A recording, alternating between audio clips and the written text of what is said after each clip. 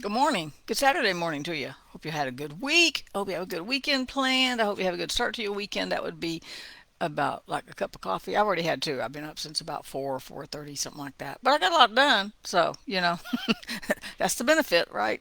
Anyway, and I got my walk in. I got a mile, almost a mile and a half. So, we're good. We're good. We're all good. I hope you're having a good morning too. A little bit late, but I got my walk in. I had to do that. So, it's Saturday. So, I could be a little bit late on Saturdays, right?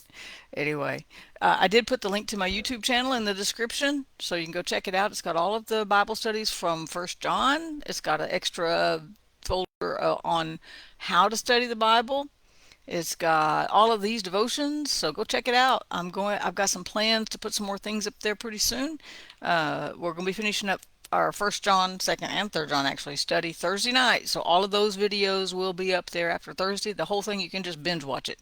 You can just watch the whole thing, First John through I don't know how many weeks it is. So then we're going to take a little bit of time off, but I got some plans coming up.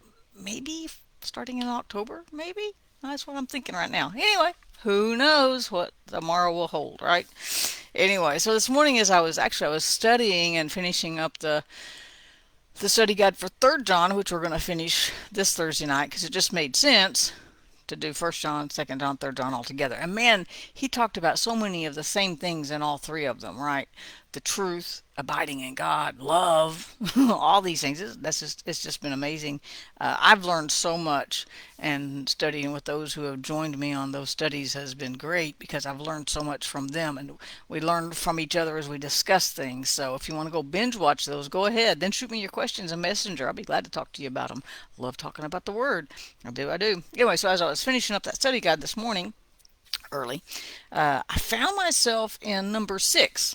Now, don't ask me how third. If you want to know how Third John and number 6 are connected, you have to tune in Thursday night, 7 o'clock Central, for Facebook Live, or come join us in a Zoom meeting at the same time. You have to ask me for the link. Anyway, but they are connected, and here's where. But as I read it this morning, that's what I was meditating on while I was walking. That's what for my walk in the mornings, and hopefully sometimes in the afternoons. That's my prayer time.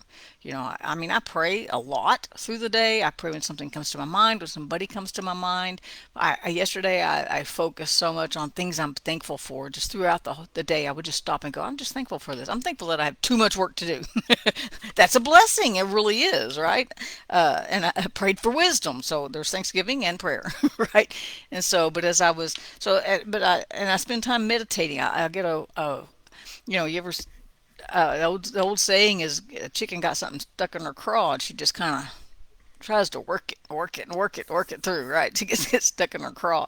And so I get a scripture in my mind and I just work it, right? I think about it and I pray it maybe. Maybe I'll sing it because a lot of scriptures were songs. We sang them as songs in the 70s and 80s. And I'll look it up or I'll run references on it or I'll stay on a topic. So this morning I was I meditated on this out of number 6 and sang it in my mind. I didn't want to scare my neighbors, and uh, and it's the blessing, and it says it's the priestly blessing, and Moses is passing down the laws to the Levites and to how to do the temple, how to bring offerings, how to treat the temple, how to treat temple utensils and all of that. And in the midst of all of this, he's just talked about the Nazarite and the ceremonially unclean and how the Levites, he's talking to the Levites, which were the ministers of their day, right? And he says this, the Lord spoke to Moses, verse 22, saying, Speak to Aaron and his sons, saying, This is the way you shall bless the children of Israel. Now wait, the children of Israel were physical people back then. But Galatians 3 tells us that we are the children of Abraham, which turned into the sons of Israel, the children of Israel, because Israel was Jacob, Abraham's grandson, Isaac, Jacob, yes, his grandson. And so spiritually, we are now the children of Israel in that sense, in that we're through faith. We are Abraham's seed. We're part of that promise. Remember, he said, "Number the stars." You can't because your kids are going to be that many too, and we're that many. We're part of that many, right? But that's a whole nother teaching. Anyway, and he says, "Speak to the children of Israel," so we can take this blessing for ourselves. That's my point. The Lord bless you and keep you. That's powerful. We could stop right there. What if we just think about how much God has already blessed us? We're still on this side of the ground. We're still breathing. My heart rate's normal finally for me, right? There's so many ways that God blesses us in this life and the blessing we have coming in the future too because we trust in him. But he says bless you and keep you. Now we've talked about God as the keeper of our soul. He protects our soul. He protects that part of us that's not going to die. Now he kind of leaves the taking care of the body part to us. Now that doesn't mean he doesn't step in and heal and things like that. And I pray for wisdom to take care of this whole thing a lot, right? And I'm working on some stuff. Been working on it for about 10 days, and I've seen some progress too. But anyway, but he keeps the soul. It doesn't mean he doesn't protect our body sometimes and protect us from things, right? I can, there's lots of stories on how God's protected from things. People who didn't go to work the day of the Murrah building bombing, or the 911, they didn't go to work and they felt protected in that sense. So there's times God protects us, but he keeps our soul. Now, who do you think is big enough and bad enough to get your soul out of his hand? We could just camp right there and just think about that all day. But I'm going to try to go on, but just think about that a second. There is nothing, no entity, no power, no anything, machinery, technology, no whatever you want to, no matter what you could conceive of in your brain, there is nothing big enough, bad enough, strong enough to get your soul out of God's hand. He keeps our soul. That's awesome. May the Lord bless you and keep you. Man, that's awesome. The Lord make his face shine on you, which is just a blessing. May he have favor on you. If his face is shining on you, that means he's looking at you, and he is looking on you favorably. May he be gracious to you. Yes, and he is, right? The Lord lift up his countenance upon you. The Lord look favorably on you, pour his favor on you, pour his grace on you, and give you peace out, man, and give you peace. That's the last thing, right? And give you peace. I'm going to read the whole blessing again, and I want you to I'm going to read it a little bit slow.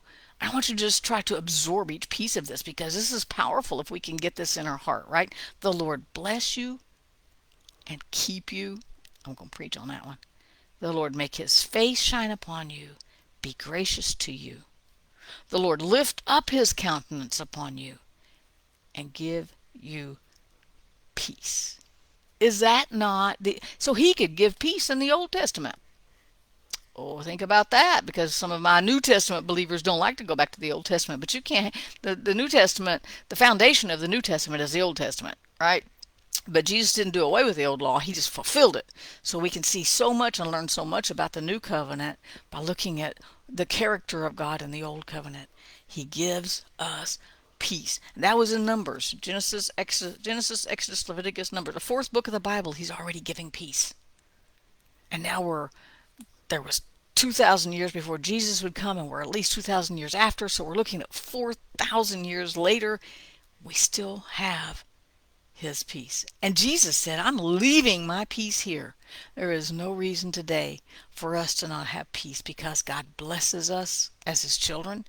He keeps us. I'm going to be thinking, that's going to be my meditation for the rest of the day.